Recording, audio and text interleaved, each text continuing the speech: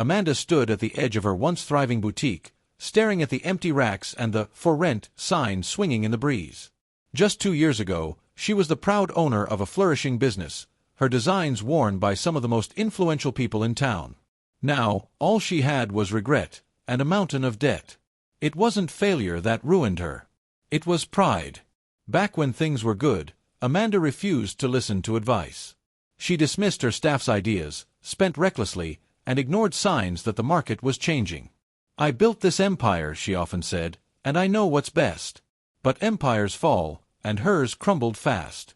Amanda's lowest point came the day her landlord handed her an eviction notice. She couldn't even muster the courage to tell her family the truth. Instead, she avoided calls, skipped gatherings, and buried herself in shame. Months later, Amanda found herself at a local park, sitting on a bench with nothing but a sandwich she could barely afford. Beside her sat an elderly woman who greeted her warmly.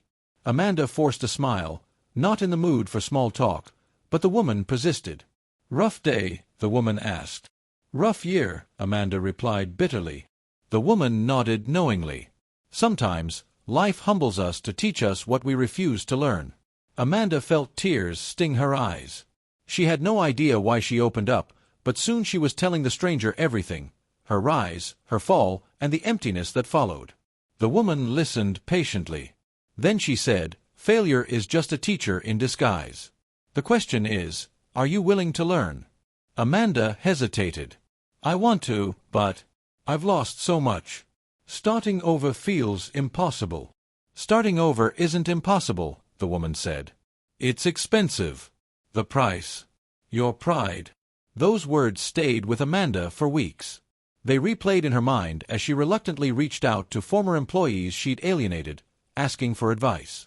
They echoed as she humbled herself to take a part-time job at another boutique just to make ends meet.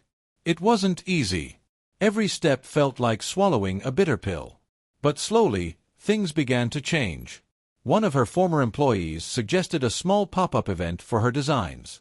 Another helped her connect with local influencers willing to promote her work. Piece by piece, Amanda rebuilt, not an empire, but a sustainable business rooted in humility and collaboration. A year later, she found herself standing in a new store, smaller but thriving. This time, Amanda made a promise to herself: she would never let pride cloud her vision again. The elderly woman's words had proven true. The price of a second chance was steep, but it was worth every penny.